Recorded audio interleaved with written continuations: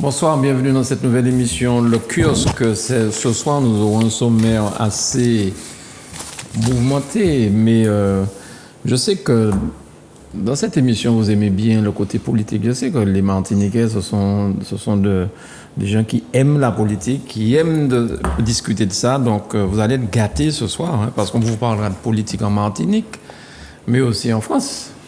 Hein, on est obligé, hein, puisqu'il y a des choses extraordinaires qui se passent. Et voilà, nous parlerons de tout ça. Mais avant, je salue les chroniqueurs. Bonsoir Philippe Saint-Cyr, maître Philippe Saint-Cyr. Bonsoir Mano, je m'aperçois, n'est-ce pas, une fois de plus, que cette fois-là, tu t'es attaché à ta doctrine classique. Point de femme sur ce plateau. Mais elles ne sont pas là. Elles sont pas là. Oui, vraiment, mais de temps en temps, on peut respirer quand même. Hein. Les amis, là. Je te laisse la responsabilité des propos. Bon, bonsoir à tous les téléspectatrices et téléspectateurs et aux chroniqueurs. Voilà, et nous allons recevoir ce soir, et nous aurons la chance d'avoir à l'antenne Grégory, la première page, la page de couverture de Justice qui a 100 ans. On a avec nous le rédacteur en chef, pas moins que Michel Branchier. Bonsoir Michel, comment ça va? Bonsoir à toutes et à tous. Effectivement, Justice... pour des raisons de réserve. Mais oui. Comme Justice était engagée dans les élections législatives et soutenait un camp, effectivement, on ne pouvait pas montrer la une au moins ces 2 dernières semaines. Tu sais, je trouve ça très très bien ce que tu viens de dire, parce que comme ton camp a perdu, tu aurais pu te défiler. Non, tu dis, je soutiens un camp, et jusqu'au bout, tu te soutiens. C'est bien, Michel. D'autres auraient dit, non, moi, je présente le jour-là sans rien dire. C'est bien, je te félicite. Bon, alors je te répondrai brièvement. je te répondrai brièvement. C'est que Justice a l'habitude d'affronter des échecs politiques et électoraux depuis très longtemps et il sait s'en relever. Voilà. 100 ans quand même, hein, Michel. 100 ans. Tout à fait. Et dans une vie de militantisme, il y a des hauts, et des bas. Oui. Voilà. C'est au moins ça qu'on apprend. Merci beaucoup, Michel. Avec nous aussi, le docteur François Lubin. Merci beaucoup d'être avec nous, docteur. Merci, merci à tu nous as manqué sur le plateau avec tes éclairages. Nous avons fait comme on a pu. Hein. Non, mais vous vous débrouillez très bien. Donc, merci donc, de m'avoir invité. Et puis, bonsoir à toutes et à tous. Et donc, j'espère qu'effectivement, nous aurons une très belle émission. Je n'en doute pas de toute façon. Merci bien. Bonsoir Charles, l'homme à 1000 vestes. Bonsoir Mano, bonsoir. Elles sont plus belles les unes que les autres. Très gentil à toi.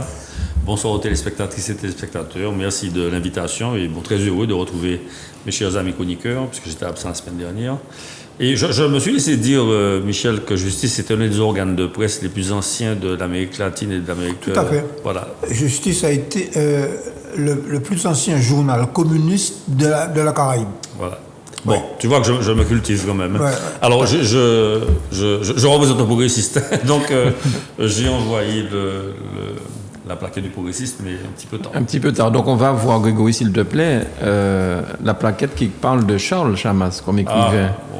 Écoute, c'est important. Hein. Très aimable. Bon, voilà. J'ai commis ça. Bon, j'ai commis un ouvrage. Voilà. Bon. Très modestement. Oui. Ça se passe bien? Tu as déjà fait combien de réassorts? Non. Ben écoute, oui, ça se passe bien. Super. Bon. Voilà. On ne se ruine pas en l'achetant. En plus. Oui. Donc le parti, je suppose, les gens du parti, il faut... Alors il faudra que je propose effectivement que j'aille au parti avec, puisque bon, on me le demande. Mais oui, mais c'est normal. J'ai pour l'instant, pris que je suis par mes fonctions, j'ai effectivement omis de faire cette démarche, que je vais corriger pendant le mois de juin. Les élections sont terminées. Les élections sont terminées. Le secrétaire général est en France maintenant comme député. Donc, voilà, tu peux vendre tes livres, il ne va rien te dire. Voilà, exactement. Merci beaucoup, Charles. Bonsoir à nos chroniqueurs, bien sûr, mais aussi à ceux qui nous regardent depuis un petit peu partout. Mais ceux qui nous regardent sur Facebook le jeudi soir, en avant-première, je voudrais quand même nous excuser auprès de vous, puisque nous avons commencé avec une demi-heure de retard. Donc, nous avions un petit problème à gérer, mais nous sommes là, et comme à l'accoutumée, votre émission va durer le même temps. Et c'est avec grand plaisir qu'on vous retrouve. Bonsoir à la Martinique, la Guadeloupe, la Guyane et la France, puisque toutes ces parties du monde, nous avons été impactés avec cette élection. Alors, avant de parler de l'élection, vraiment, je voudrais vous demander votre avis sur la violence en ce moment. Je ne sais pas si vous avez vu ce qui se passe. Une femme de 73 ans, brûlée vive à Saint-Joseph, à 10 mètres de son domicile. Jessia Lamelo, deuxième agression. Et celle-là, c'est bastonnade, oui. Là, vraiment, la bouche ensanglantée, tout ça. Je n'ai pas voulu montrer des images parce que non, je pense qu'il vaut mieux pas montrer parce que c'est pas beau à voir. C'est pas beau à voir. Franchement. Ensuite, le soir de la fête de la musique, mardi soir, à la Pointe au Aubert, Pointe Lench au Aubert, un gars de 30 ans, Hyacinthe, je crois, Hyacinthe, un gars de 30 ans, de 30 ans, abattu par arme à feu. En pleine tête. Je sais pas, moi, j'ai un petit peu l'impression comme si on est à la Jamaïque, qu'on est dans un autre pays. Chez nous, régulièrement, comme ça, est-ce que j'ai entendu le commissaire en parler, j'ai entendu la procureure ce matin parler, mais je me demande, est-ce que nous sommes... Parce que finalement, nous deviendrons peut-être comme les États-Unis, on voudra s'armer pour pouvoir nous défendre et défendre nos familles, en fait. C'est bon, je dis ça, je n'incite pas les gens à faire ça. Hein. Je ne suis pas en train de vous pousser à ça, mais la peur, on peut pousser les gens à prendre des décisions de ce genre. Bien sûr. Mais je fais remarquer que la violence n'est pas seulement chez nous. Parce que j'ai vu un reportage à la télé ce matin. C'est un chauffeur de poids lourd, c'est une affaire déjà assez ancienne, et qui a vu un cycliste sur la route. Il lui est rentré dedans, il l'a mis par terre, et ensuite il est sorti de son véhicule et a roué le malheureux cycliste de coups. Devant son fils. Son fils l'accompagnait dans le véhicule qu'il conduisait. Non, mais on aboutit à des... C'est incroyable. C'est incroyable. Franchement, il y a eu aussi un autre blessé sur Fort-de-France. Oui, aussi. à Terre-Saint-Ville, par arme blanche. Oui, encore. Oui, c'est après la fête de la musique. Oui, voilà, tout à fait. Non, moi, le soir, je ne sors plus. Hein. Non, mais je comprends. Et avant de poser une question à Charles en tant que professeur, parce que cette violence-là, on la retrouve aussi à l'école, docteur aussi. Mais à une époque, j'organisais des prestations pour la ville de Fort-de-France avec des groupes musicaux, justement lors de fêtes comme la fête de la musique. Et il y avait un commissaire, il s'appelait Monseigneur. C'était le chef de la police ici, national. Et il était contre la manifestation. Donc Serge Letchimy, qui était maire à Fort-de-France à l'époque, avait dit non, Mano, on fera la manifestation. On a fait la manifestation. Mais le gars me disait que le fameux Monseigneur, il me disait que la plus belle des manifestations, c'est celle qui ne se fait pas. Parce qu'il y a trop de risques. Déjà à l'époque où Serge Letchimy était maire de Fort-de-France, ça remonte au moins peut-être à 15 ans, 10 ans, 15 ans. Et là, les choses se sont amplifiées lorsqu'on regarde ce qui s'est passé au Stade de France. Mais je ne sais pas où on va, en fait. Alors, Charles. Écoute, en tant que professeur, je dois dire que le lycée est encore préservé. Il y a quelques petits soucis, mais dans l'ensemble, les adolescents qui arrivent au lycée ont déjà parcouru un certain nombre d'étapes qui nous permettent d'être relativement à l'abri. Ils ont été à l'école élémentaire, ils ont été au collège, et puis ensuite ils arrivent au lycée. Alors, c'est un public que je considère comme étant relativement discipliné, et au lycée de Bellevue, franchement, on est gâtés. Maintenant, je conçois qu'il y ait des violences. Alors bon, petite anecdote, vraiment anecdote. Il y a 4 ou 5 ans, j'avais été victime d'un coup de poing par un lycéen. Oui. Ça s'était réglé par la suite. Donc, tu avais réglé ça à coup de poing, pas non, avec une arme à feu. Du tout. Non. La justice a suivi son cours et on s'est retrouvés, le gars et moi-même. En fait, il n'avait rien contre moi, même il avait quelque chose contre l'institution. Il voulait se faire mettre à la porte du lycée, donc il avait choisi de frapper un enseignant. Et c'est sur moi que c'est tombé. Donc non. Et puis bon, les parents étaient tout à fait compatissants, et l'enfant lui-même, l'adolescent lui-même, a reconnu que c'était une grosse bêtise. Depuis, on est amis. Mais c'est une anecdote.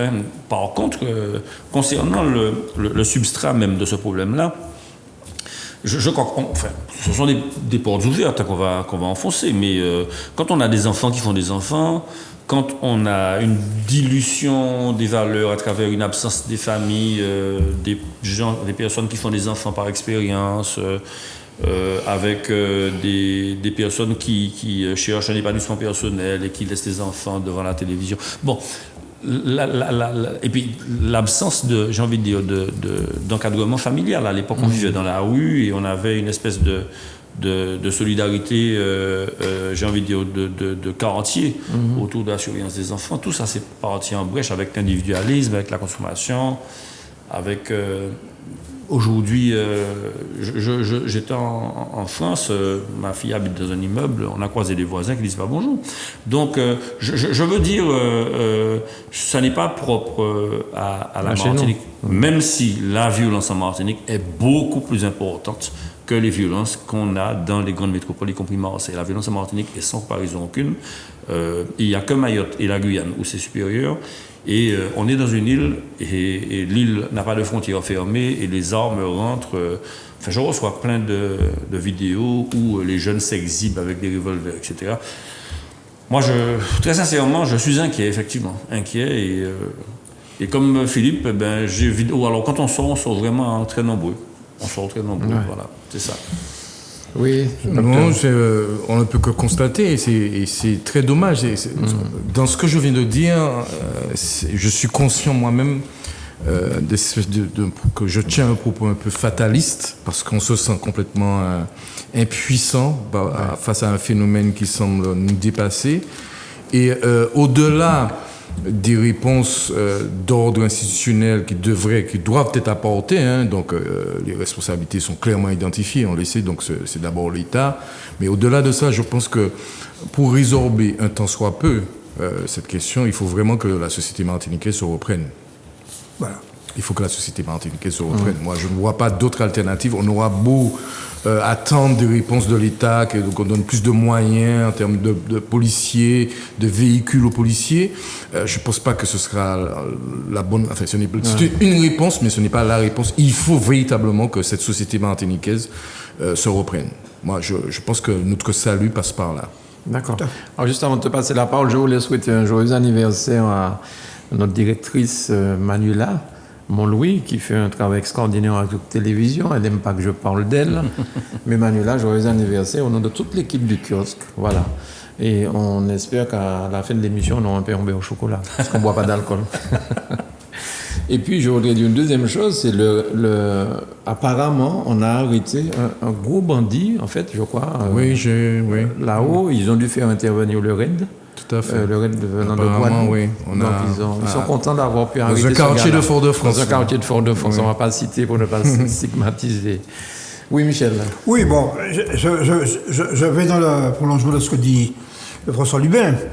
C'est un problème d'abord de la société martiniquaise. Je pense que ce sont les... Alors, on dit les politiques, bon, expression que je n'aime pas beaucoup d'ailleurs. Bon, disons que d'une manière générale, la société, les familles, le corps social, les associations, les religions, etc., doivent se rassembler. Et effectivement, je pense que c'est à ce niveau-là qu'on peut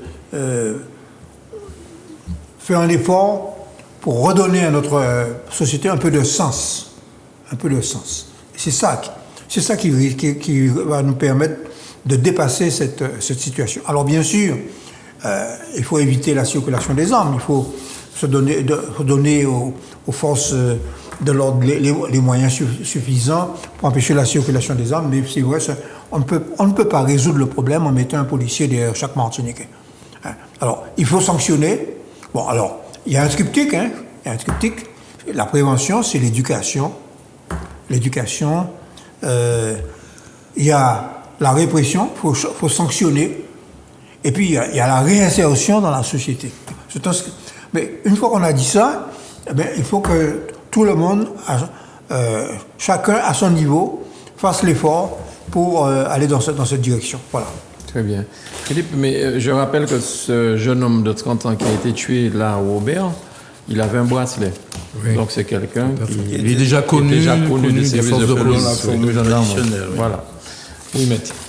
Oui, non, mais je partage tout ce qui vient d'être dit. Bien sûr, il faut la réponse institutionnelle, mais la réponse institutionnelle ne pourra pas grand-chose. Ok. Il y a ce qu'on appelle, de façon théorique, le collapsus, c'est-à-dire c'est l'écroulement de la société et des valeurs fondamentales qui soutiennent cette société. Tout cela s'en va, et chez nous, bien sûr. Alors, l'encadrement familial, bien sûr, Charles, ça existe de moins en moins. La famille existant, n'existant pas, ou existant sous d'autres formes. Il y a le phénomène de l'individualisme, bien sûr. La marchandisation de l'humain. L'influence satanique des réseaux sociaux. Okay. Et dans un pareil contexte, effectivement, il faut réagir, mais le combat est grand et long. Hein. Il y a toute une réflexion à faire, mais il me semble qu'il n'y a pas véritablement... On en parle, mais je ne vois pas de réaction, de début de réaction. Non, c'est vrai. On pense aussi à la drogue et puis bien sûr. C'est ça, hein, malheureusement. Oui, Charles. Alors ce matin, j'étais à la CTM, c'était un petit bilan d'une année d'action.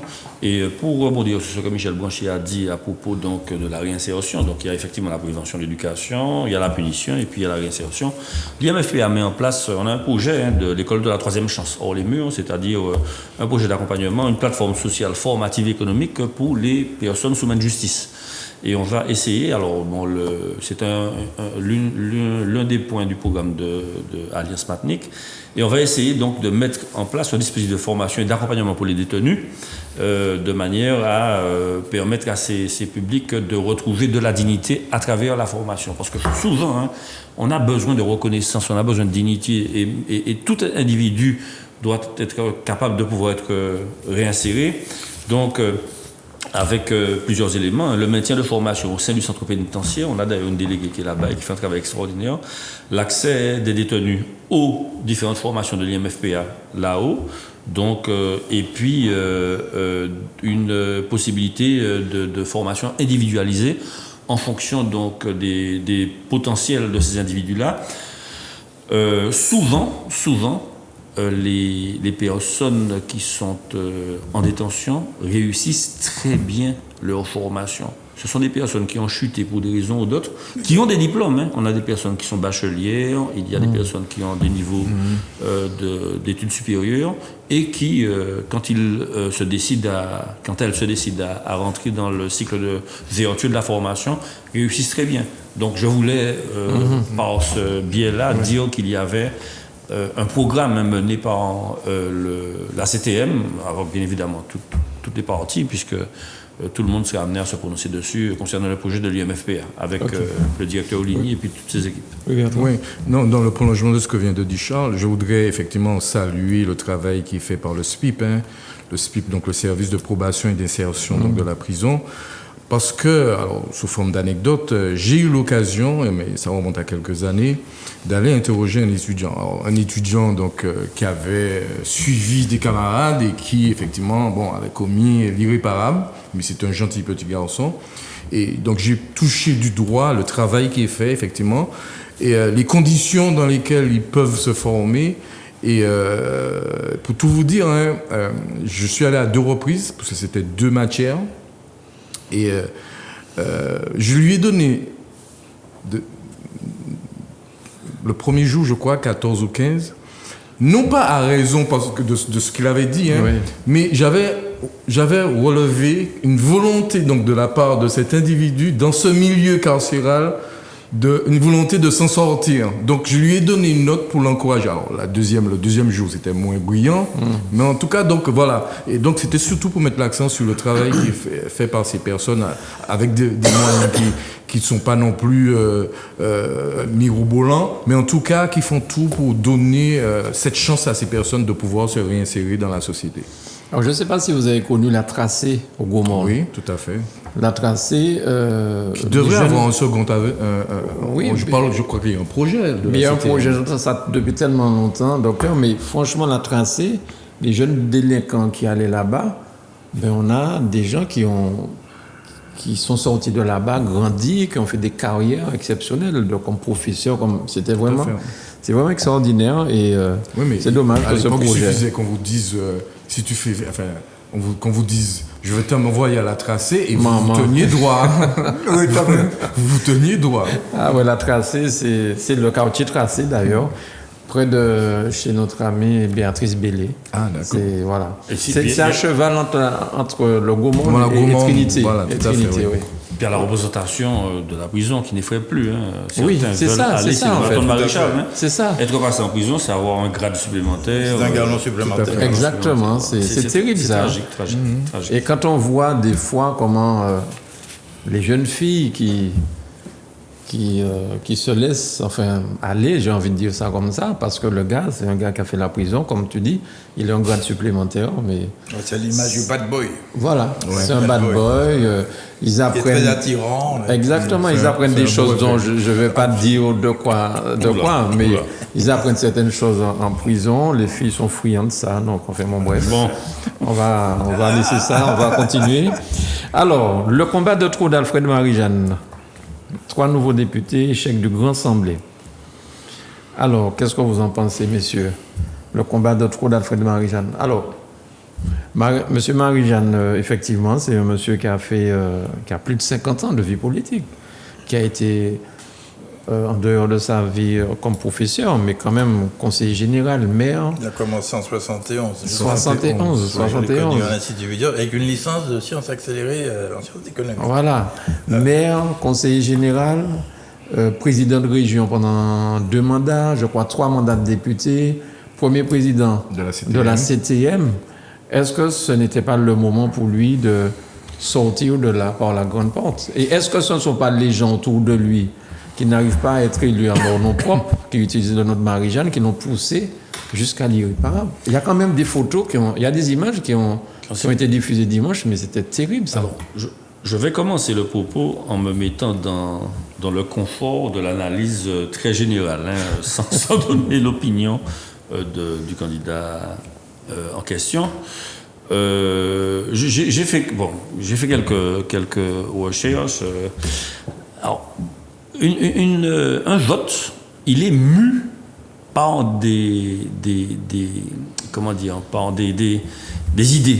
Hein. Un vote, il n'est pas anodin, bien sûr. Et il y a des modèles. Il y a des modèles que je vais vous présenter. Alors, vous allez voir si ça peut cadrer avec les exemples qu'on va prendre là, puisqu'on est dans les législatives en Martinique. Le premier modèle, c'est le fameux modèle de Lazarsfeld. Je ne sais pas si tu en as entendu parler. Oui. Voilà, hein, donc on dit qu'on vote en fonction de ses origines. Et c'était aux États-Unis, dans les années 40, que cette étude est menée. Donc, en fonction du type de peuplement, d'habitat, de structure sociale et religieuse, une personne pense politiquement selon son origine sociale, et ça détermine son vote. Donc, le deuxième modèle, c'est le modèle Downs. Donc, c'est l'alternative électorale qui sera choisie par rapport aux bénéfices attendus par l'électeur. Et donc, très clairement, l'électeur est un consommateur qui vient sur le marché du politique et qui va, en fonction de sa perception, il va choisir le candidat qui lui sera plus bénéfique du point de vue des propositions et du programme du candidat. C'est une analyse très économique de la vie politique. Exactement. Et enfin, le troisième modèle, c'est celui du tribun, de la personnalisation caractérisée du candidat. Et quand il a une très forte personnalité, il est bien évidemment l'objet de toutes les attentions, mais à partir du moment où ce caractère, cette force, cette fougue, j'ai envie de dire, et puis cette poigne décline, eh bien forcément, il y a une dilution de l'adhésion à cette personnalité-là. Donc voilà les éléments que je peux vous amener, et puis là vous allez pouvoir juger et puis voir s'il y a possibilité de rapprocher les différentes candidatures qu'on va évoquer par rapport aux différents modèles que je viens de proposer. Bien, François. Alors oui, je pense qu'il faut éviter toute considération subjective en l'espèce.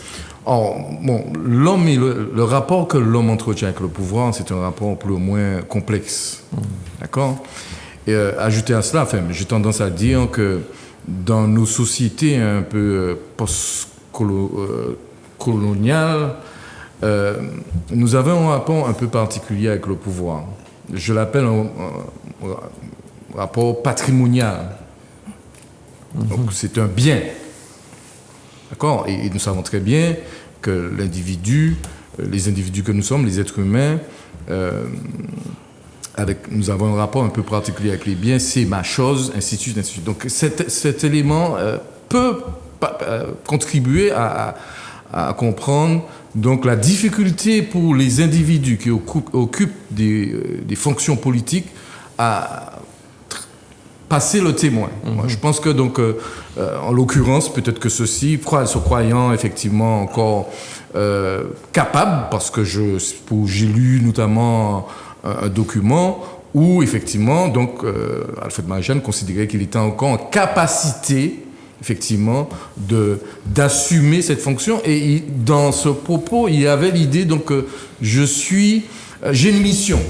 Alors, parce que ça aussi, c'est quand on est aussi animé donc de cette foi, de quelque chose de l'ordre de la foi, donc j'ai une mission à remplir, messianique presque. Voilà, une vision messianique donc de la politique. Donc j'ai encore une mission à accomplir, encore une dernière, mais effectivement on entre dans un engrenage parce qu'on se dit qu'on a encore une dernière mission. Une fois la dernière mission accomplie, on pense qu'on a encore une autre mission. Donc il y a tous ces éléments là qui permettent donc de comprendre. Alors dire que c'est son dernier combat, c'était le combat de trop. Alors j'ai une phrase en tête d'Alain Juppé, hein, qui a dit, après tous ces déboires à un moment donné, il a dit, et quand il est revenu sur la scène politique, il a tenu le propos suivant en disant « En politique, on n'est jamais mort, regardez-moi ».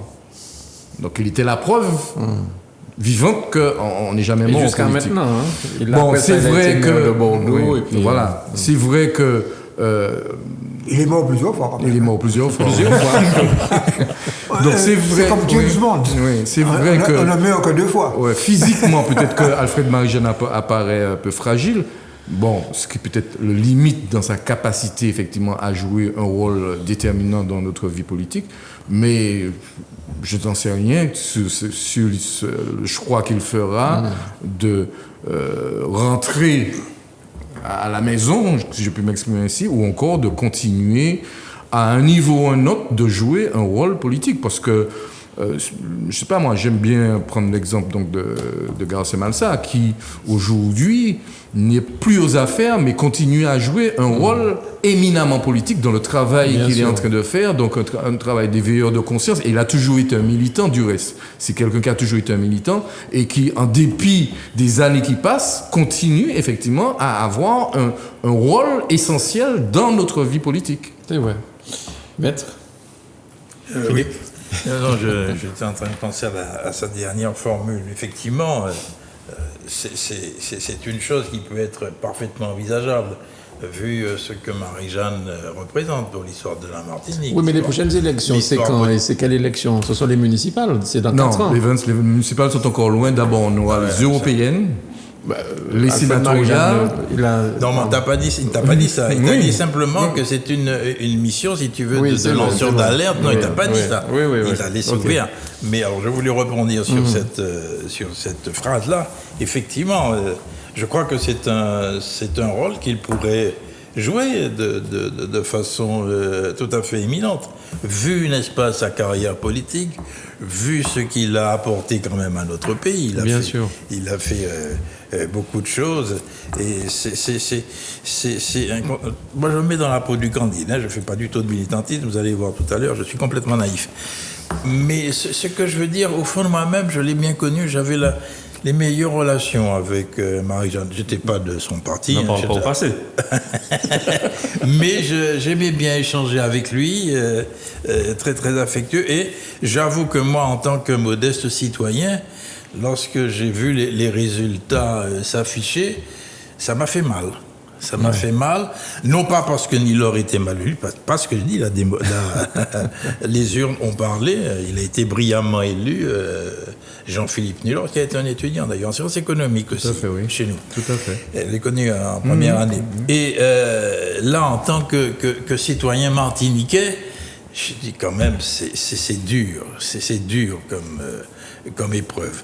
Mais je pense que Alfred va envisager les choses. Il va rebondir. Non pas qu'il se représente, je ne le pense pas.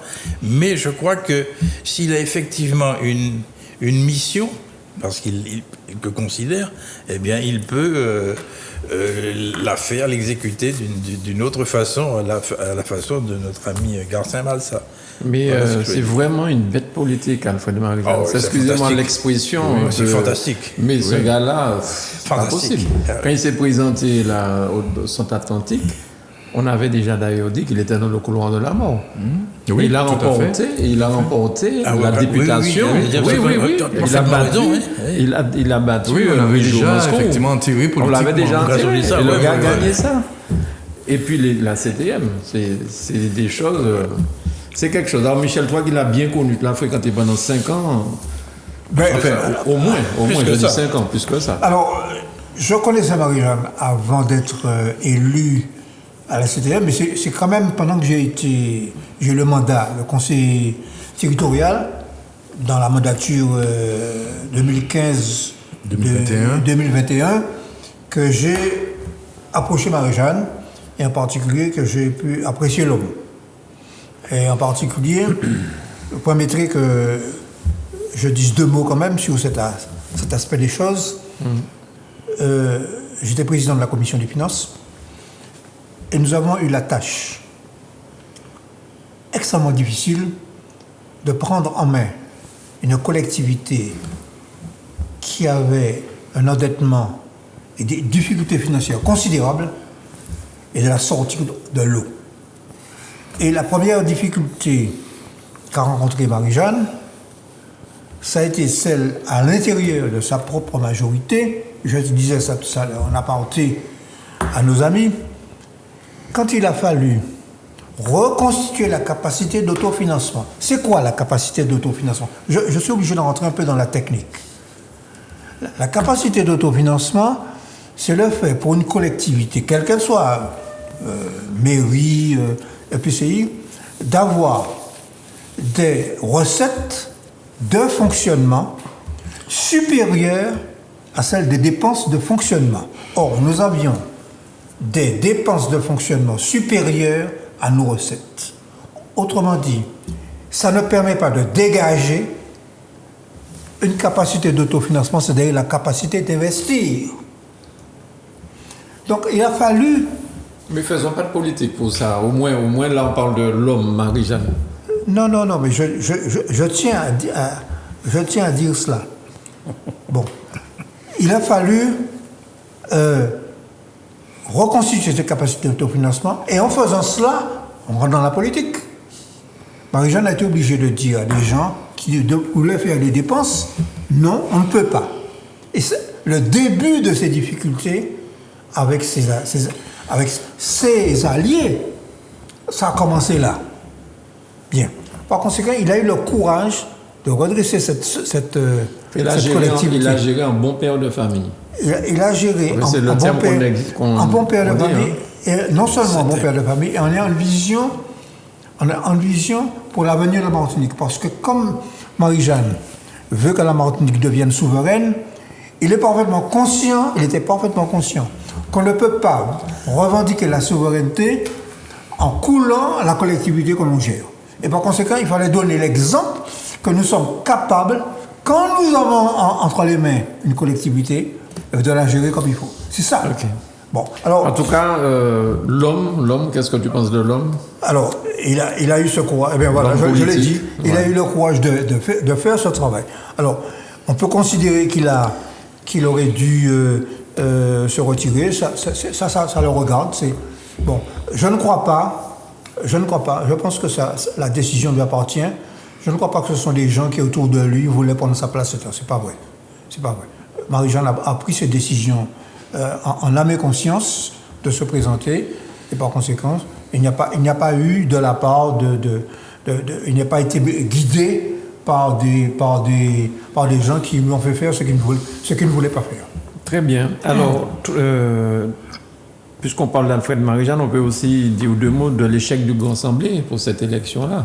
Pourquoi ? Mais il n'y a aucun des 4 députés du Grand Assemblée. Mais il n'y avait aucun député du Grand Assemblée. Il n'y avait aucun député du Grand Assemblée. Le Grand Assemblée n'avait pas de député. Ah, n'avait pas de député. Oui, oui.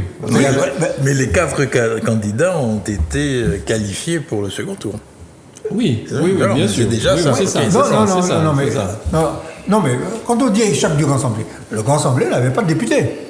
Il n'a toujours pas de député. Il n'a toujours pas de député, voilà. Enfin, vous aviez quand même fait le Grand Assemblée avec quand même Jean-Philippe Nilon à un certain moment. Le Grand Assemblée n'avait pas de député en la personne de Jean-Philippe Nilon. Oui, sa rupture date depuis maintenant. Oui. Alors, pour revenir au Grand Assemblée, le Grand Assemblée a présenté 4 candidats uniques dans les 4 circonscriptions. Il n'a pas réussi, mais cela dit, je fais remarquer qu'à Alliance Martinique non plus. Hein. Mais Philippe a raison. Alliance Martinique non plus. Le Hein. député Johnny Aja encore pour lui. Bon. Oui, donc il y en a un quand même. Hein. Johnny Aja Il y en a un.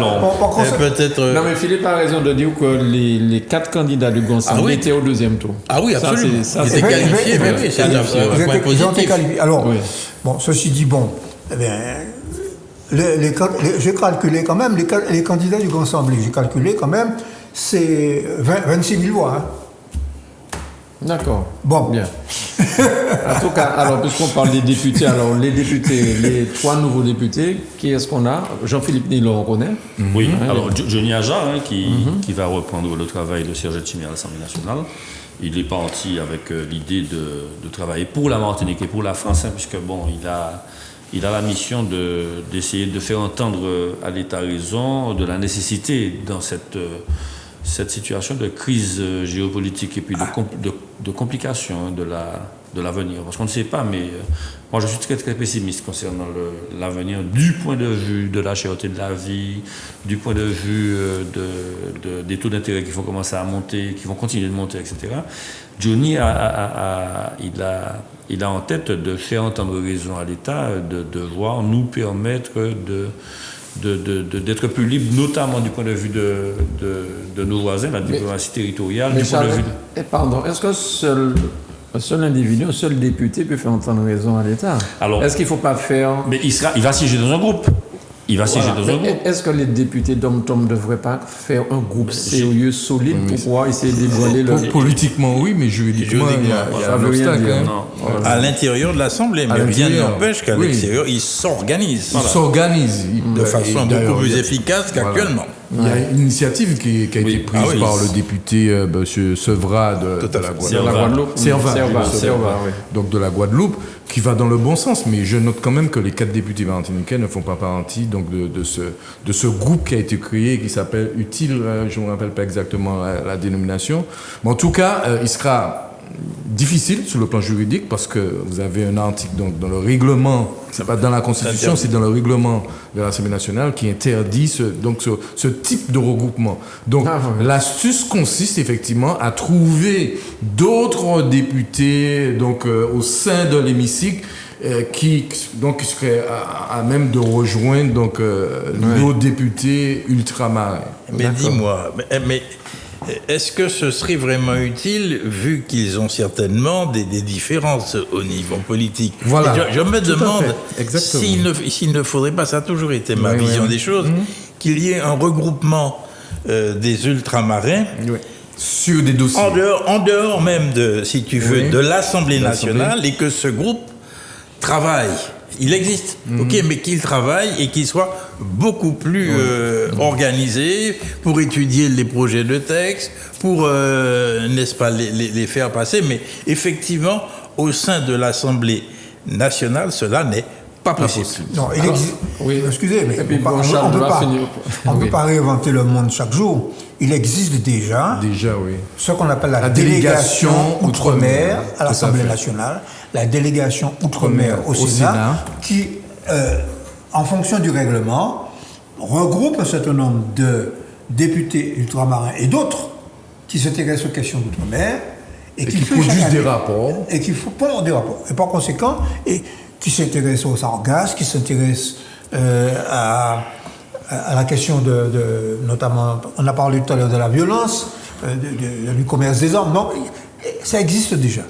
Donc, à mon avis, par contre, et ce qui est dit avec justesse, c'est qu'il faut le faire sur des sujets précis, oui. sur lesquels on peut regrouper des consensus. Mais Michel, il y a oui, ça existe. Mais disons que ça existe de façon relativement théorique. Je veux dire par là qu'il faudrait mettre des mécanismes de fonctionnement, de surveillance des textes ou des projets ou des propositions ça existe. qui sont, et pour qu'il y ait effectivement une réaction et ensuite, n'est-ce pas, une vision commune. Ce groupe existe, je ne te dis pas le contraire, mais personnellement, je ne le trouve pas suffisamment efficace et organisé. C'est tout ce que De la même manière, je te repasse la parole parce que tu n'avais pas fini. De la même manière qu'il y a, là par exemple, il y a des groupes, un certain nombre de députés, donc il y a un président de ce groupe, les socialistes, les ceci, cela. C'est dommage qu'on n'arrive pas à faire pareil, un groupe des députés ultramarins. Et que ça leur permettrait d'avoir... Oui, mais alors, il faut derrière, et c'est ce qui explique la difficulté de la NUPES, ou encore la NUP, d'accord. C'était une coalition électorale. Oui. Mais ils ont gardé, chaque parti a gardé son identité. Tout à fait. Et on n'a pas créé une association de financement électoral, NUPES. Oui.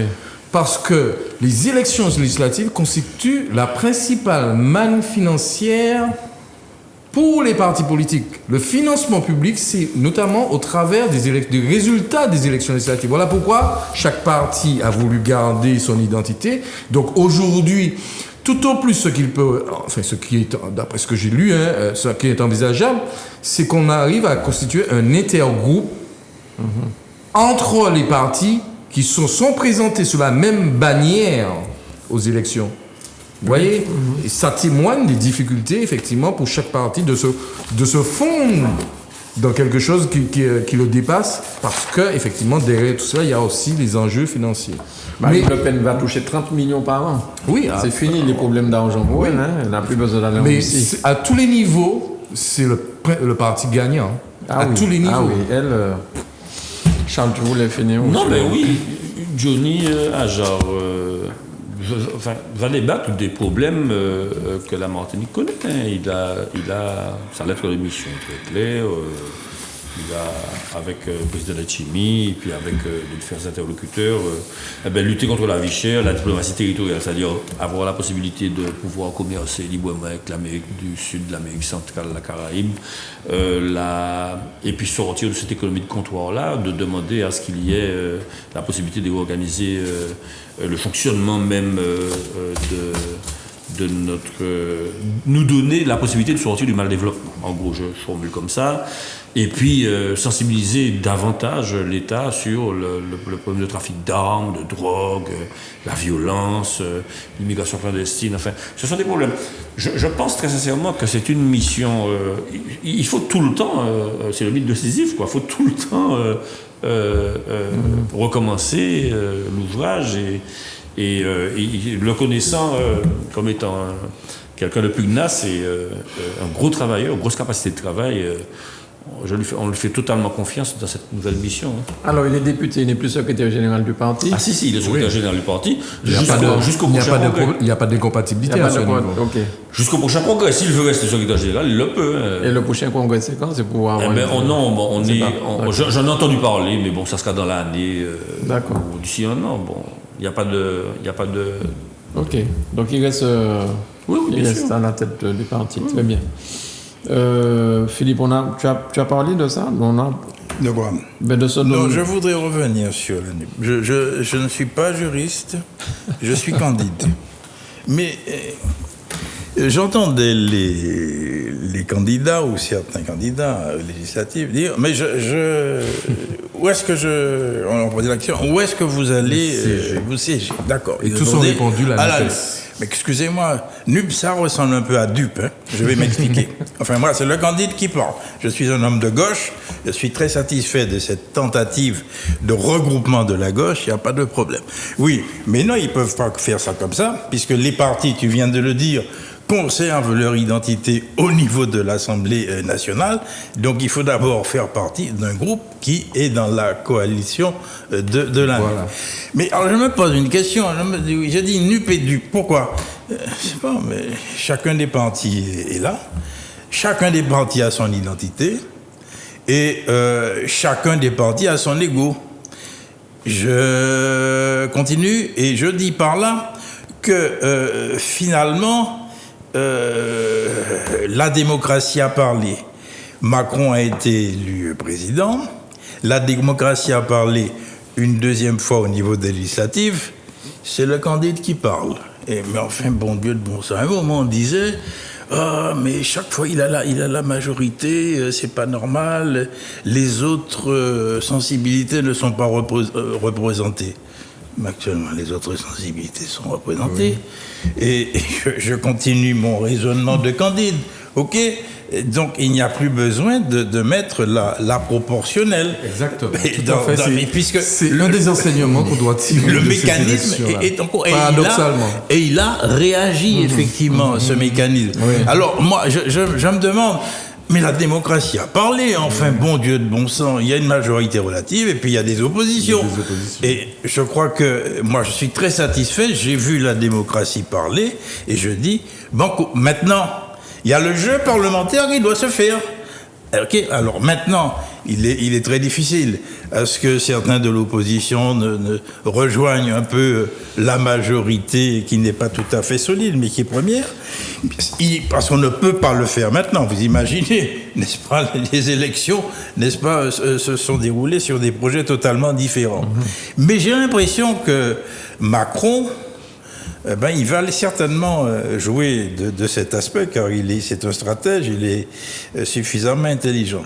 J'ouvre une autre parenthèse, je le referme tout de suite, mais je trouve qu'il est vraiment méprisant pour nos ultramarins. Je trouve qu'il y a une attitude de mépris, et je le dis d'autant plus que je suis choqué par le fait que la ministre, n'est-ce pas, qui était susceptible, qui est nommée comme elle va être candidate à la présidence de l'Assemblée. Bon, je termine. Je termine là et je reprendrai à partir des idées générales développées dans le cadre du Congrès, qui soutiennent le Congrès. Oui, je ne sais pas si c'est du mépris, mais j'éviterai, en tout cas en ce qui me concerne, mais en tout cas, effectivement, on peut noter.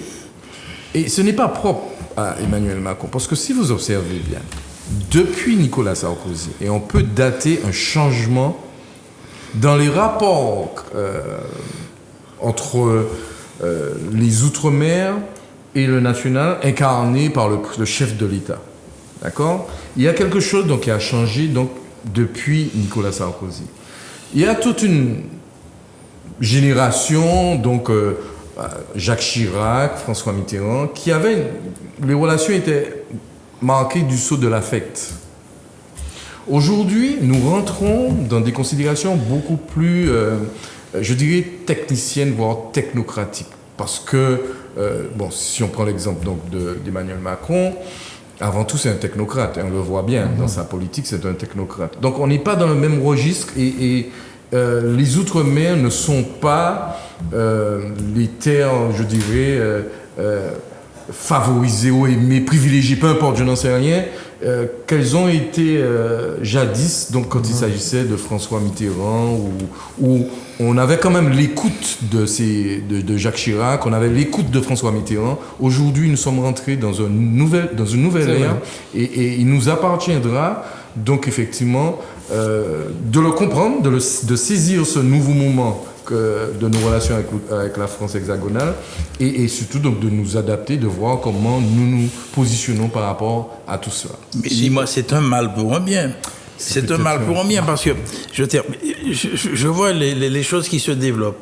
Devant cette attitude technocratique que tu appelles, moi je la trouve un peu méprisante, sinon beaucoup, je pense que nécessairement les ultramarins sont obligés de réagir. La preuve, le résultat des élections est parfait à ce niveau-là. Et je pense qu'il y a toute une dynamique qui se met en place et qui devrait aboutir à des résultats positifs. Je pars la déclaration de Fort-de-France. je parle du congrès qui va être mis en place, ok? Et il y a là la volonté d'aller plus loin. On va pas, c'est pas un choix d'article, mais c'est une volonté, n'est-ce pas, de changer le regard de l'autre sur nous, périphérie, ultra-périphérie. Et je crois que c'est une bonne chose et que cette dynamique se poursuit et se poursuivra au niveau du Congrès. Pour illustrer tout ce que je disais tout à l'heure, lors de la campagne des élections présidentielles, vous savez, il y avait une émission donc, sur la radio officielle, donc Martinique Première, France Télévision, donc chez nous, Martinique Première, mais relayée dans l'ensemble des territoires ultramarins, où chaque candidat, avant le premier tour, chaque candidat venait répondre à des questions posées par des jeunes qui avaient été choisis en Martinique, en Guadeloupe, un peu partout. Voilà, partout. Et lorsque il s'est agi donc de Emmanuel Macron, alors, je ne sais pas si c'est un jeune de Martinique, mais en tout cas, c'est soit Martinique ou Guadeloupe, il a tenu le propos suivant. En disant, en somme, que la question de la revendication de l'autonomie ne lui pose aucun problème. Mais, on ne peut pas lui réclamer l'autonomie et puis en même temps lui réclamer plus de subventions ou autres. Si on réclame l'autonomie, il faut qu'on assume notre autonomie. Il n'a pas dit, je reprends son propos, je ne dis pas texto, mais c'était ça la teneur de son propos. Donc si vous voulez l'autonomie, il va falloir que vous assumiez cette autonomie et notamment sur le plan financier. Tout ceci traduit effectivement le changement dans la manière, donc dans les rapports que effectivement l'État a avec les Outre-mer aujourd'hui. Alors on a parlé de Chirac. Chirac aimait bien son petit rhum, il aimait bien ses acras. Et c'est Chirac qui a fait passer des lois, je crois bien, avec comme Annie Girardin. Il a fait des choses que la gauche n'a pas fait, Chirac, pour la Martinique. Ce qu'il a... Tu parles de réforme constitutionnelle. Oui, réforme constitutionnelle, peut-être un truc comme ça. Chirac, à partir de la déclaration de Bastère, signée par Alfred Marie-Jeanne, Lucien Michel-Chevry, Antoine Caram, et donc on a initié une réforme constitutionnelle qui a permis d'abord de consulter les peuples d'outre-mer. Et on voit bien qu'il a entendu. Voilà. Parce qu'avant lui, c'était Mitterrand qui n'avait pas entendu. Bon. Et effectivement, qui a modifié les articles 73 et 74 de la Constitution. Tout à fait. Bon. Alors, pour revenir à ce que l'on disait sur l'approche qu'ont les gouvernants français de l'outre-mer, moi, je pense que c'est peut-être ni une approche sentimentale, ni une approche affective, mais ça doit être une approche de respect des peuples d'outre-mer. Ah, d'accord. Et c'est une question de rapport de force. Autrement dit, il est certain qu'on ne respecte les peuples d'outre-mer que si ils savent eux-mêmes ce qu'ils veulent. On a parlé tout à l'heure du Congrès, mais c'est ça. Il faut que les peuples d'outre-mer, notamment le peuple martiniquais, sachent ce qu'ils veulent, et que ces députés, les 4, ils se disent membres de la NUP. Ils ont rallié in extremis la NUP. Bon, eh bien, il faut qu'ils disent exactement ce qu'ils veulent. Et c'est comme ça que nous allons sortir nos pays des difficultés. Autrement dit, la question... Il faut qu'ils relaient ce que les Martiniquais veulent, pas ce qu'ils veulent eux seulement. Il faut qu'ils traduisent ce que veulent les Martiniquais. Voilà, tout à fait. Et aussi, traduisent par relayer. Oui. Mais il faut aussi... Parce qu'ils ont fait des promesses. Électorales. Il faut qu'ils... Bon, je prends un exemple. Il y a 2 députés qui ont dit qu'ils vont prioriser l'emploi des Martiniquais. Il faut nous expliquer comment c'est possible dans l'article 73, ça. Hein? Oui. Ils vont faire en sorte que désormais, en Martinique, quand on va recruter quelqu'un, on va donner la priorité aux Martiniquais. Attends, mais Sarkozy avait dit ça, hein, à diplôme. Non, jamais. C'est équivalent. Jamais. C'est pas la même chose. Jamais. Prioriser. Sarkozy avait dit que dans la fonction publique, qu'il allait faire en sorte tu as beaucoup plus de Martiniquais qui sont Il y a nommés. diplôme équivalent, je Compétence pense. égale. Mais le principe Le principe. qu'à diplôme équivalent, qu'on donne la priorité à un Martiniquais, ça n'existe pas. C'est pas possible. Ça n'est pas possible constitutionnellement. Or, il y a 2 députés qui se sont fait élire sur cette promesse. OK? Voilà. Bien, ok. Alors, Charles-Louis, tu voulais finir sur ce que tu as commencé? Quelques mots. Les autres présidents, Mitterrand était très paternaliste. Bon, mais les anciens présidents, ils avaient une lecture, chose française libre, dissidence, etc. C'était une lecture qui était beaucoup plus affective. Bon, les jeunes, depuis Sarkozy, n'ont pas connu la Seconde Guerre mondiale et puis sont détachés de ce genre de considération. Et puis, je veux dire, avoir connu l'Empire et la grandeur de l'Empire, à partir du moment où il y a eu dans les années 60 la décolonisation, le tropisme français s'est réorienté tout de suite vers l'Europe et tous les nouveaux présidents sont plus européens depuis la communauté de charbon et d'acier, depuis la CEE, le traité de Rome et Euratom. Et puis ensuite, la construction de l'Europe à 6, puis à 12 et puis aujourd'hui à 27. Donc l'entendement de ces nouveaux présidents-là, ça ne m'étonne pas qu'ils ne soient plus aussi sensibles. Et puis, M. Macron a une lecture un petit peu comptable. Enfin, je dis un petit peu. Oui, beaucoup comptable. oui. Et il a une calculette en tête. Et Serge Chimi disait la dernière fois qu'il parlait avec le président, il présentait les idées au président, le président de la République lui disait oui, c'est très intéressant, effectivement. Mais le président lui disait que le président Macron regardait les choses de manière assez froide, quoi. C'est-à-dire qu'on sent que c'est un type qui réfléchit uniquement avec une calculette en tête et que ce qui l'intéresse, c'est de ne pas trop dépenser d'argent parce que... C'est un pognon de dingue. Voilà, exactement. Le pognon de gain, c'est ça exact. Combien ça coûte? Voilà, combien ça coûte. C'est ça sa considération. C'est pour ça que je dis, c'est un point de vue personnel, c'est pour ça que je dis que c'est pas tellement un politique, mais effectivement... Technocrate, banquier, voilà. Alors, Bertrand, tu disais que c'est Marine Le Pen qui c'est le parti gagnant, mais c'est vrai.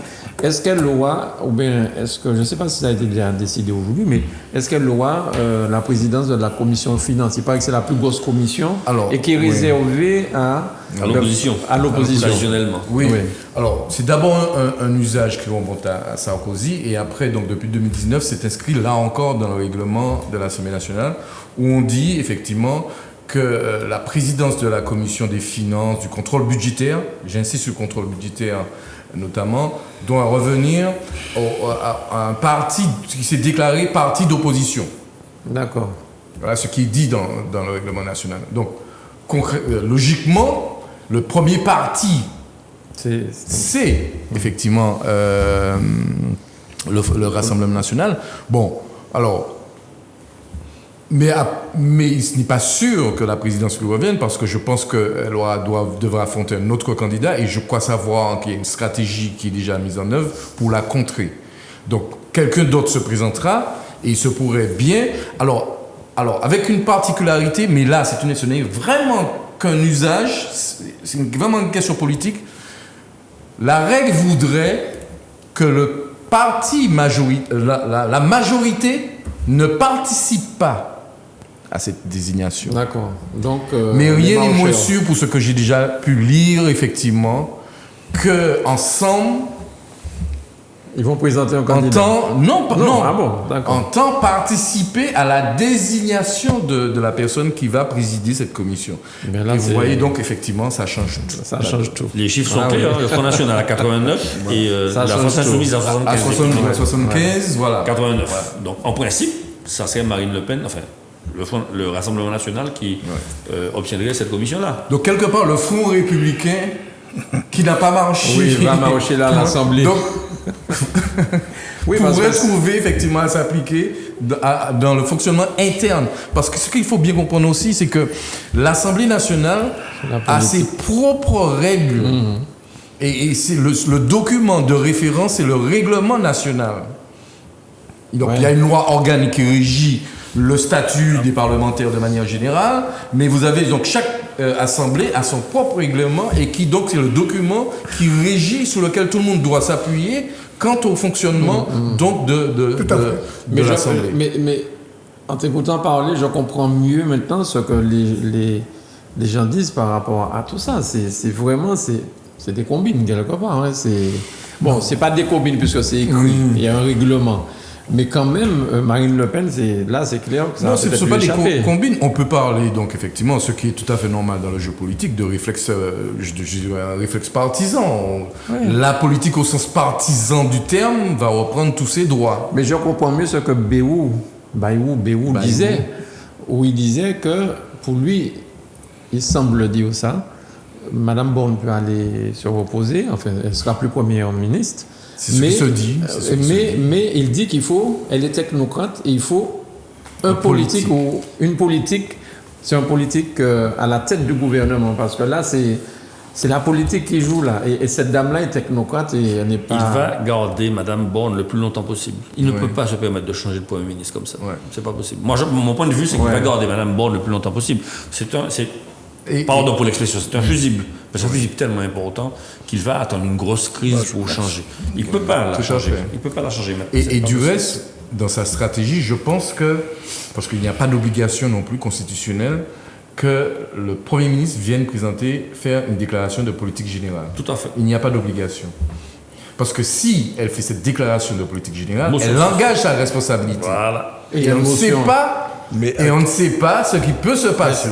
Donc, en termes de stratégie, il n'a pas intérêt, bien sûr, d'accord, à ce qu'elle fasse une déclaration de politique générale. Il peut y avoir une motion de censure. Si elle fait une déclaration de censure.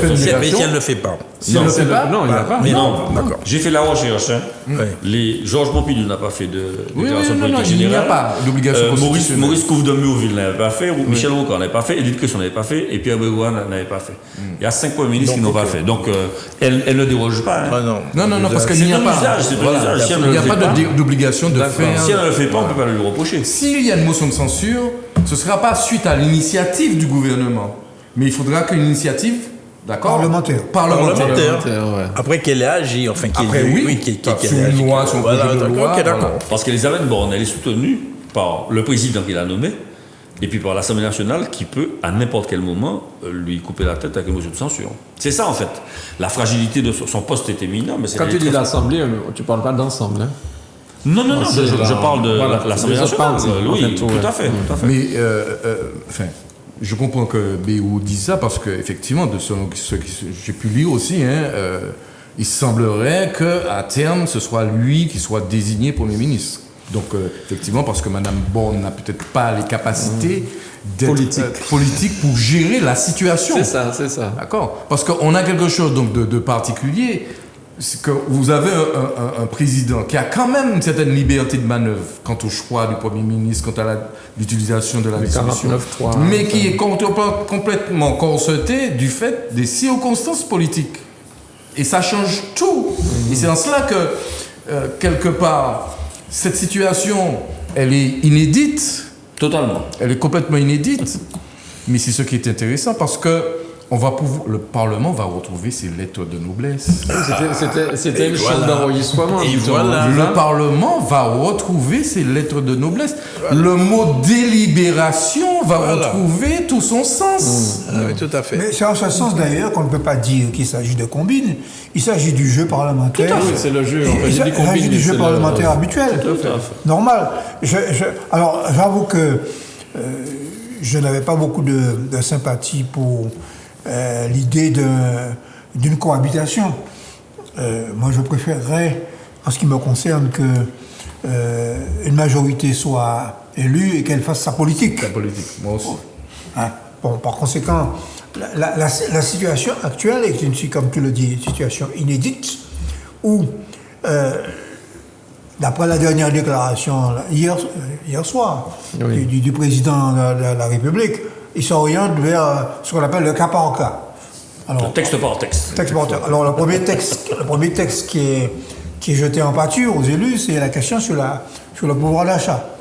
C'est la question sur... Mais Michel, il y a déjà un texte, on est sûr, ça ne va pas marcher, c'est la retraite à 65 ans. Oui. Ça, je crois qu'on l'attend sur ça. Il n'en a pas parlé. Il n'en a pas parlé. Non.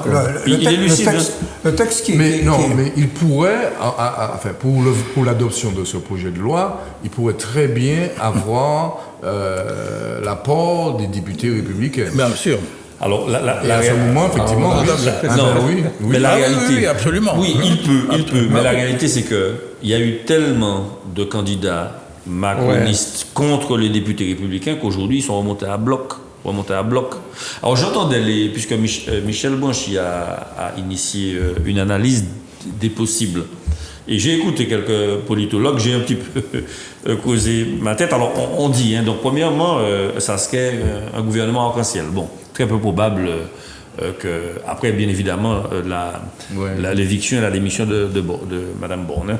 Donc, gouvernement arc-en-ciel, vraiment très improbable. Ensuite, que ensemble, l'UDI et puis les Républicains se mettent ensemble. Le patron de l'UDI n'a pas été... Il a été évacué, hein. Oui, Lagarde. Oui. Donc, Castaner, Ferrand, tout ben, ça, c'était des surprises, tout ça. absolument. Ferrand, Castaner. Les gens avaient vraiment tout à fait. un message à Tout donner à fait. Macron. Là.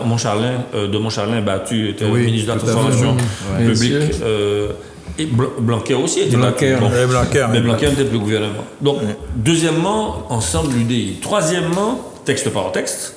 Quatrièmement, la possibilité de compter sur l'abstention bienveillante des Républicains quand ça va leur Oui, aller. tout à fait, oui. Et à ce moment-là, si les 60 députés des Républicains ne se prononcent pas, à ce moment-là, la majorité présidentielle... Parce que l'abstention est un moyen de voter. Oui, bien sûr. On ne bien sûr. pourra pas dire aux Républicains Ah, bien sûr, oui, qu'ils bien sûr. ont soutenu le projet, mais ils s'abstiennent. s'abstiennent simplement Le texte et passe, donc le oui. texte passe. Mais il y C'est a une une stratégie permet- qui est intéressante. Alors, je finis non, juste vas-y, rapidement. vas-y. Le 49.3, Mais- qui est possible, mais il n'est utilisable qu'une seule fois Ce sera l'année. pas- voilà, il ne pourra pas l'utiliser comme l'OCA l'a Voilà. fait 49. en 13 fois, je crois. Mais c'est pas... 28 fois. 28 fois. D'accord. Mais Bertrand, c'est pas dans la loi, ça c'est encore une histoire d'usage, ça. Non, Qu'on quoi. n'utilise qu'une seule fois le 49.3. Je Non, crois c'est que dans la c'est- Constitution. Oui, oui. La Constitution a été réformée en Elle a évolué. 2008. Ah, ok. Elle a été réformée en 2008 et on a encadré Ce 49.3, l'usage ok. donc du 49.3 qui ne peut être utilisé aujourd'hui que pour l'adoption des projets de loi de finances, donc le projet de loi de finances, mais aussi les projets de loi de finances de sécurité sociale. Et puis, en dehors donc, de ce cas de figure, le 49.3 ne peut être utilisé qu'une fois par session. Par session. Ouais. D'accord. Et puis les deux dernières options, c'est le changement de Premier ministre. Alors j'ai dit que tout à l'heure que ça c'est quelque chose qu'il va garder pour le plus tard possible, le jour où il y aura L'année une grosse prochaine. crise.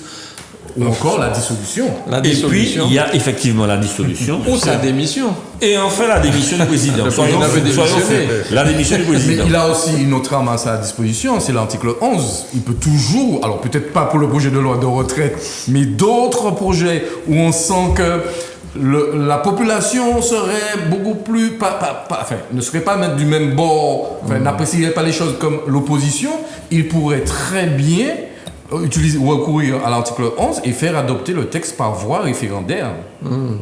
Alors là, il Mais est ça pas fait, tellement ça fait populaire. un moment qu'il n'y a pas eu de référendum. Ceci étant dit, Sur certains des projets de loi, je pense qu'il pourrait avoir les faveurs. Les projets de loi de l'ordre d'ordre sécuritaire ou Oui, oui, oui. quelque chose de ce type, il pourrait très bien Avoir la faveur du l'écoute du peuple. l'écho du peuple.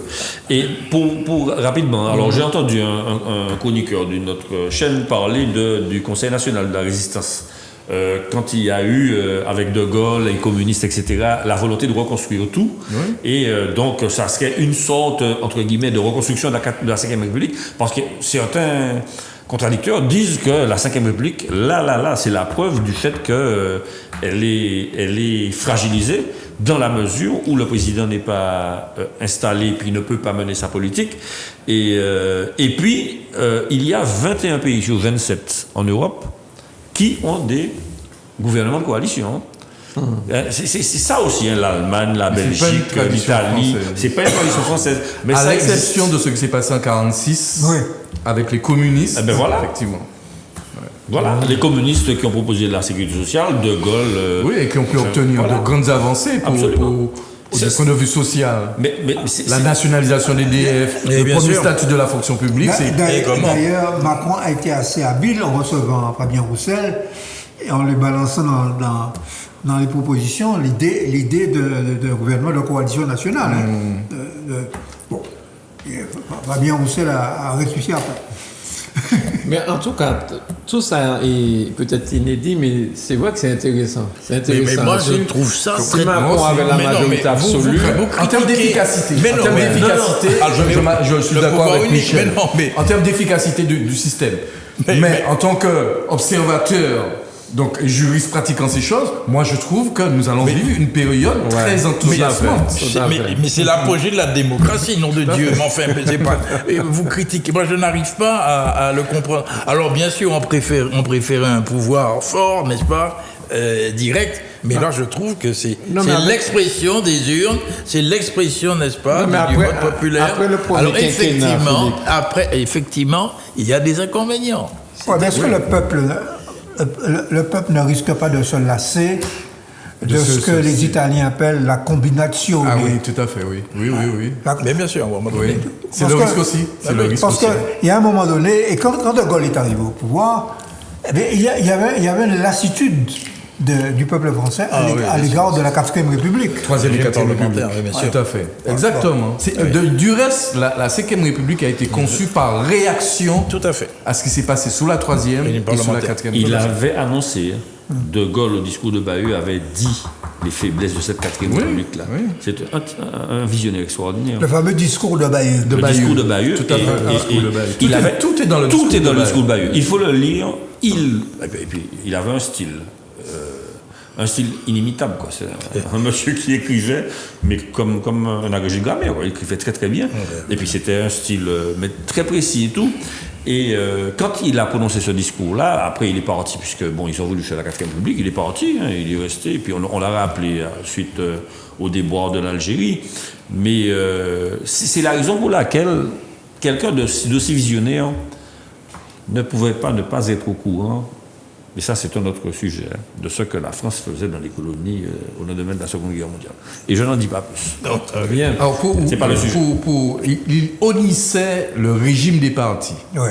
Ce qu'il appelait le régime des partis, donc ce qui a prévalu du temps de la 3e et de la 4e République. Où à l'Assemblée, on défaisait et on faisait des gouvernements. Ça a duré quelques semaines. Oui. Ouais. Alors, je voudrais revenir à Marine Le Pen sur des propos que j'ai entendus par des commentateurs en France, où ils disent, mais finalement, il faudrait qu'on arrête de diaboliser cette dame, son parti en tout cas. Quoi, Michel? Mais je te dis, j'ai entendu ces propos en France. Il y a des gens qui disent aujourd'hui... Non, mais tu me permets de réagir. Mais j'ai même pas fini ma phrase. Continue. Parce qu'on dit qu'aujourd'hui, cette dame a 80 quelques députés. 89. Si ces gens-là sont en infraction, il faut liquider cette association, c'est là. Ils sont là, ils sont maintenant à 89 dans le truc. Ils sont légitimes. Mais moi, je dis, mais je vais dans ton sens. Parce que si c'est un parti qui n'est pas républicain, interdisez-le. Non, c'est pas qu'il n'est pas Mais- républicain, mais sa doctrine... Mais enfin, il est là. Il n'est pas interdit. Oui, mais non, mais c'est je ça, ne comprends c'est- pas. Moi, je ne suis pas le On a péniste, l'impression loin que de là. ça- Mais enfin, moi, je suis un démocrate, c'est tout. Je regarde, ce parti existe. Il a maintenant 89 députés élus. Eh ben, qu'est-ce que vous Alors, faites? moi, je peux... Enfin, la réponse, on peut faire une réponse différente selon que l'on se dise que, bon, je suis un Français de là-bas, bon, j'accepte cette idée, mais pour ceux qui sont donc de l'outre-mer, c'est une idée difficilement acceptable. Genre, compte tenu de notre histoire, Non, ça, je on peut comprends. difficilement accepter l'idée que, effectivement, que ce parti, compte tenu de sa doctrine, qui est une négation de nous-mêmes, Donc, c'est en cela que je... Voilà, bon, oui, Mais il y en a qui n'hésitent pas à voter Le Pen. Mais au passage, donc, il y a une chose paradoxale, c'est que les discours qui disent que le régime est en crise, et ainsi de suite, il faut faire un certain nombre de choses, dont l'institution de la représentation proportionnelle. Oui. Il faut noter que Marine Le Pen a aujourd'hui 89, voire 90 députés dans un scrutin majoritaire uninominal.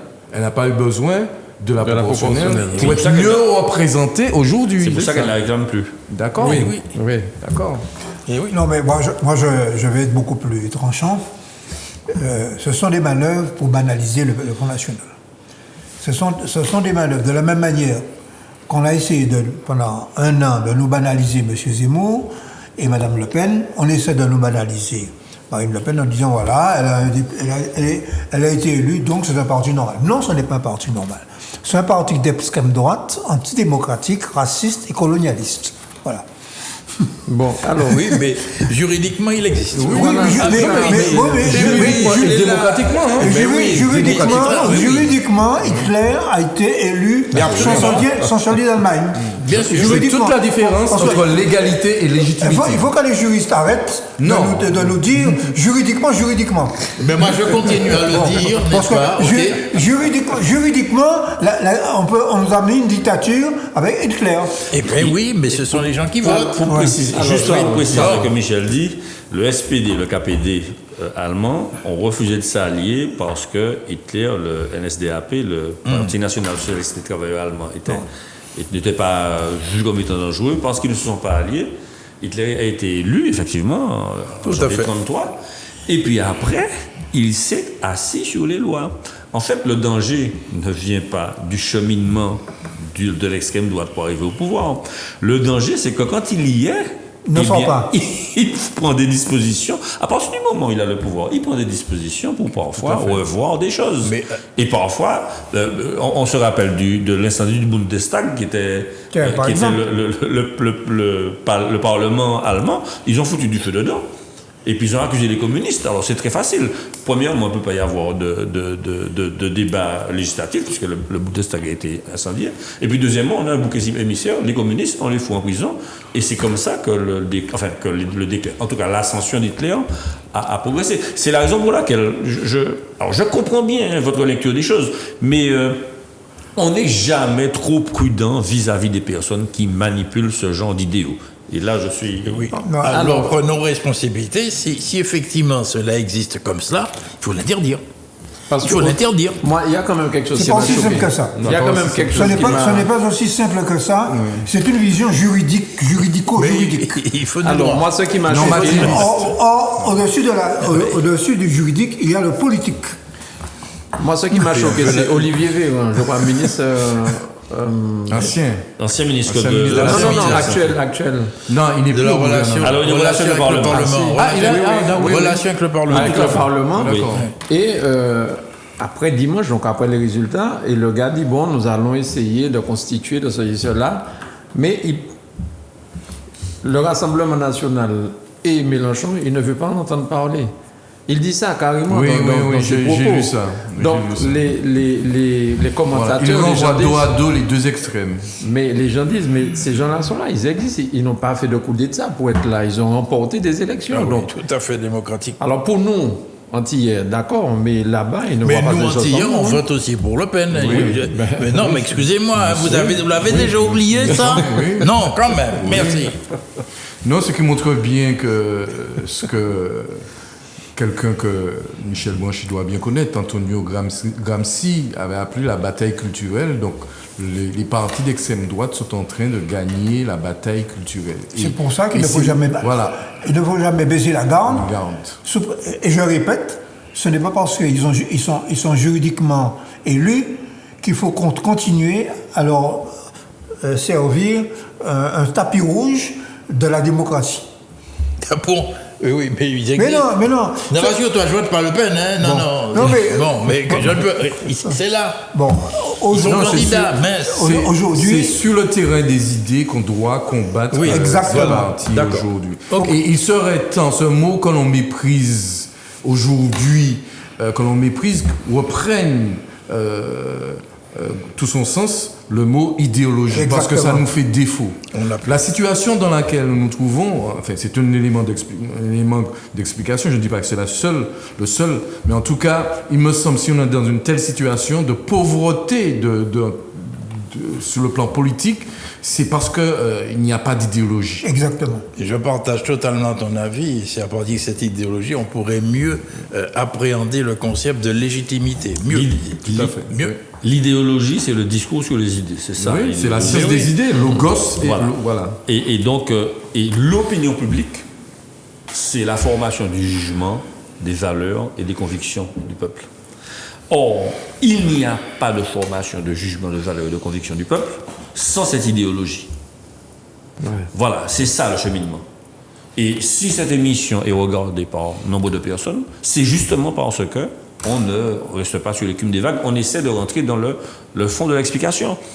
Et effectivement, quand on parle de fragmentation, quand on parle de balkanisation de l'idéologie, on parle de localisme, etc. S'il y a des partis localistes, plusieurs petits partis, tu sais, des partis de communes, il y a chaque commune un parti, etc. Chaque quartier. Mais la limite, chaque quartier. Hein. Non, mais c'est ça. Ça veut dire que l'idéologie ne porte plus. Du tout. Et si l'idéologie ne porte plus, ça veut dire qu'il y a un vide dans les interstices duquel, oui, eh bien, ces partis-là vont s'immiscer pour proposer le populisme. Et le populisme, c'est quoi? Ce sont des boucs émissaires, ce sont des explications totalement superficielles et vaseuses. Et simplistes. Pour accuser un groupe et puis s'en sortir comme ça. Non, simpliste au sens où ça fait appel aux bas instincts de l'individu. Tout à fait. Alors que le politique a pour objet de sortir l'individu, effectivement. Exemple d'idée simpliste, 3,5 millions de chômeurs, 3,5 millions d'immigrés. Donc, résolvons le problème du chômage en mettant dehors 3,5 millions d'immigrés. Et ça, c'est le Front National, ça. Alors, pendant très longtemps, j'ai un camarade que j'aime bien, je suis d'origine arabe, il disait un arabe dans la Seine, la pollution, tous les arabes dans la Seine, la solution. Et il rigolait. Non, mais c'est ça. Et on ne peut pas savoir à quel point, ce sont des petites blagues, etc., qui sont insidieuses, etc., mais qui dénotent une certaine réalité. Mais vous savez, ce qui est encore plus grave, c'est chez nous. Moi, j'ai entendu des choses pendant cette campagne à l'endroit de Johnny Agent, mais j'ai entendu encore pire. J'ai vu sur les réseaux sociaux, pour ne pas le nommer, sur Facebook, quelqu'un mettre sur son mur, enfin, une réponse, que Philippe Edmond Mariette n'était pas un Lamantinois de souche.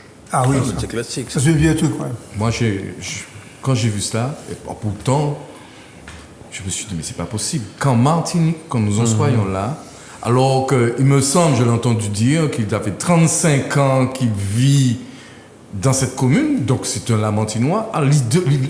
L'idée d'un Lamantinois de souche, mais c'est exactement reprendre les termes utilisés par les partis d'extrême droite. Tout à fait. C'est l'idée qu'il y a des Français de souche, alors qu'on en sait historiquement qu'il n'y a pas de Français de souche. La France est une invention, comme le dit très bien Mélenchon, donc, et c'est pour ça qu'elle a repris l'idée de la créolisation, où donc des gens d'origine diverse ont fait un pacte politique, d'accord, de créer une société, mais en faisant fi de toute considération raciale, ainsi de suite, ainsi de suite.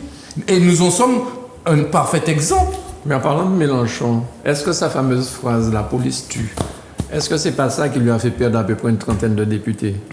Parce que vraiment, c'était quand même chaud de dire ça, la police tue. Il y a deux sens. Hein. La police tue, elle a tué. Ou la police tue, tout à fait. Il y a deux sens. Hein. Il y a deux tout sens. À fait. Ou la police tue, elle va tuer. Elle va tuer. C'était au moins un double sens. C'est dans son ADN. Oui, voilà. Parce que je me suis dit, à quelques jours de l'élection, comment le gars a pu sortir ça? Et je pense que ça lui a fait perdre des voix, c'est pas possible. La police tue. Je sais pas, c'est difficile de se difficile. prononcer. C'est difficile. Bon, les enquêtes d'opinion peuvent nous dire si effectivement ça a eu un impact. Un impact sur, oui. Mais j'en doute parce que les gens qui ont peut-être été émus par cette phrase, ce sont des gens d'une certaine catégorie de la population. Mais les gens, donc le peuple, au sens social du terme, d'accord, peuvent très bien entendre ce genre donc, de propos aussi. Oui, c'est vrai. Sûr. Bon, l'électorat auquel s'adresse Mélenchon, c'est le peuple au sens social. C'est quoi? C'est la Seine-Saint-Denis. Hein? Oui. Bon. Puisqu'il y a trois occurrences du mot peuple. Soit le peuple au sens de démos, donc au sens politique du terme, soit le peuple donc au sens social, c'est-à-dire donc on oppose le peuple, le bas peuple à l'élite, ou encore, ça c'est le registre donc de l'extrême droite, le peuple au sens ethnique du terme. Oui. Donc il n'y a que le peuple au sens de démos qui n'a pas ce côté exclusif. D'accord? Parce que si on parle du peuple social, c'est qu'on exclut une partie. Et quand on parle de peuple au sens ethnique, c'est qu'on exclut une partie. Donc faisons attention à l'usage du mot peuple. Alors, puisqu'on nous met déjà la lumière, l'échec de Zemmour et de son parti Reconquête. Déjà, l'échec de Zemmour, je pensais qu'il allait pouvoir aller quelque part où il était sûr d'être élu. Même pas. Il a été ratiboisé dès le premier tour. Et Ce n'est que justice. ce n'est que justice. Et son parti Reconquête. Donc là, il va une traversée du désert, là. Prochaine élection. Nous allons pleurer. Il était à l'émission de Mano, CNews ce soir. nous allons pleurer. Absolument. Ah, À chaud de quand larmes, même. hein. À chaud de larmes. Non, mais il a réussi son pari quand même. Oui. C'est qu'il est arrivé Avant Mélenchon. comment pourrais-je dire, à verdir, je dirais ça ainsi, parce que c'est l'idée qui me vient donc à l'esprit. Verdir le Rassemblement national, parce que lui, il est à l'extrême droite du Rassemblement national. Donc, ce qui permet au Rassemblement Il national. lui a fait donc, beaucoup de bien. aujourd'hui- Il lui a fait beaucoup de Bien bien. sûr, il a fait Marine beaucoup Le de Pen bien. est une fine politicienne. Exactement. Ah ouais, Et c'est ce ouais, que je très voulais fort. dire. Ah ouais. Lui, c'est un chroniqueur, un excellent chroniqueur, débatteur, ce qu'on veut, mais Comme de politiquement, culture, il a montré ses Nul. limites. hein. Ouais. Tout à fait. Alors, il faut passer par le 15 désormais avant de se rendre aux urgences la nuit en Martinique. Il faut aussi dire que c'est parce que l'hôpital est en souffrance. Il n'y a pas de soignants. Maintenant, il y aura, en appelant le 15, un médecin va dire si Oui. on peut venir, s'il y a urgence, quoi, en fait. Ou alors il faut passer par Entre d'autres 19h solutions. et 19h le soir et 7h du matin. Où c'est qu'on trouve un médecin la nuit à Personnellement, minuit? je suis très sceptique. hein. Vous imaginez, vous appelez le 15, etc., les gens vont aller comme d'habitude. Bien sûr. Ouais, Oui, c'est sûr. Oui, ça c'est vrai, ça c'est vrai. Non, mais en toile de fond, c'est vrai que sacré c'est problème. conjoncturel, c'est lié effectivement à la situation que nous vivons actuellement. Mais au-delà de cette dimension conjoncturelle, il y a un problème structurel sur la situation des hôpitaux de manière générale et singulièrement donc de notre CHUM. hein. Il y a un vrai problème. Et il va bien falloir que ceux qui sont au pouvoir se penchent sur cette question parce que c'est un droit fondamental, hein, l'accès à la santé aujourd'hui. C'est un droit fondamental. Donc on doit pouvoir nous garantir que nous soyons en mesure donc, d'accéder aux institutions hospitalières. Bon, il y a, d'après ce qu'on en dit, il y a plusieurs causes. Il y a d'une part le fait qu'il y a beaucoup de médecins qui ont démissionné. Démissionner, tout à fait. Il y a le fait Démissionnés, ils sont il y a- partis. Ils sont Bon, oui. Bon, il y a une remontée quand même du Covid, quand même. Oui. Bon. Et puis, il y a les causes structurelles dont tu parles. C'est-à-dire que il y a la difficulté pour les patients d'avoir accès aux médecins traitants. Beaucoup de gens n'ont plus de médecins traitants. Oui. Oui, oui. Beaucoup de gens n'ont plus de médecins traitants. Donc, c'est effectivement... Et en plus, il y a, je ne sais pas combien, il y a 65 départements en France qui sont dans la même situation. Oui. Alors, touche Oui, du doigt. tout à fait. C'est-à-dire qu'on ne peut même pas faire appel Exactement. à ce qu'on appelle la réserve. réserve. Je suis étonné de... Pardon, hein, sans vouloir être indiscret, mais je vais chez le médecin peut-être une fois par an. hein, Je ne sais pas, j'ai l'impression qu'il y a des personnes qui y vont très souvent. J'ai la Oui, chance peut-être d'être en Tout à bonne fait, santé. et surtout mais- les personnes âgées. Les personnes âgées, Mais oui. pour revenir aux causes structurelles, il y a un élément, ça remonte à Sarkozy du reste, avec la loi de Mme Bachelot de juillet 2008, si je m'abuse, où on a dessiné un chemin tracé. D'accord. On veut que vous alliez voir votre médecin traitant Oui. avant donc de vous rendre chez un Spécialiste. spécialiste. Ce dispositif-là, manifestement, ne fonctionne pas. Parce que les personnes, les patients, on va dire, donc effectivement, préfèrent se rendre directement aux urgences et ne faire fi de ce dispositif qui veut les tuyauter quelque part, les canaliser, parce que tout derrière ce dispositif, il y a des questions donc de rationalisation des dépenses Des moyens. d'assurance C'est ça. d'assurance maladie. Savez-vous que dans le monde anglo-saxon, c'est l'inverse. C'est-à-dire qu'on demande aux médecins de voir régulièrement en prévention un patient, et plus il voit un patient régulièrement, plus il est rémunéré, lui, le médecin. Pourquoi? Parce que préventivement, Oui. il s'assure de La ne santé. pas provoquer de dépenses au niveau des hôpitaux. Alors que en France, ben, c'est l'inverse, c'est-à-dire Oui, que c'est parce que c'est le parent c'est le pauvre. curatif. Le parent curatif. pauvre de la politique de la santé publique en France, c'est effectivement donc la Oui. prévention. Tout à fait. Tu veux pas l'entendre. Voilà. Alors qu'en France, on a un système curatif, c'est-à-dire qu'on attend d'être malade pour aller chez le médecin. Dans le monde anglo-saxon, vous venez, même si vous n'êtes pas malade, de manière à faire le diagnostic. Mais il y a encore un problème fondamental, donc qui est lié au système français.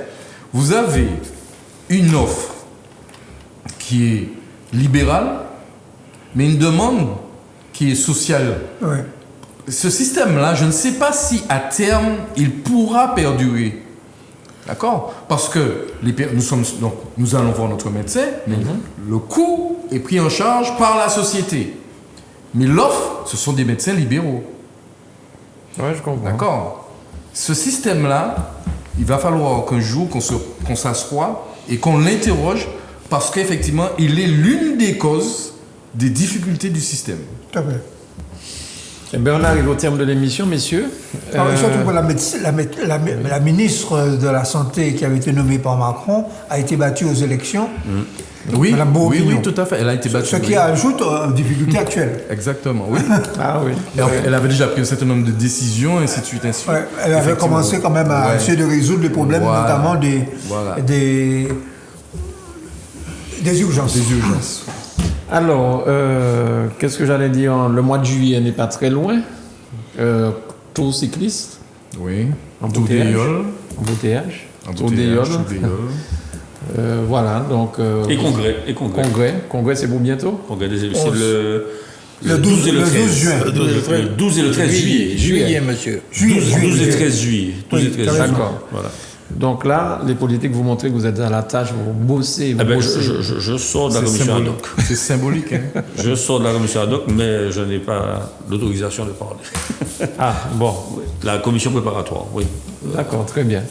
En tout cas, merci tous les quatre, une fois de plus, pour avoir éclairé les téléspectateurs martiniquais, guyanais, guadeloupéens qui nous regardent, ceux qui nous regardent aussi sur Facebook, je ne sais où. Hein. Et puis, je vous souhaite un excellent week-end et puis à la Merci. semaine prochaine. Si Dieu le Avec veut. des dames.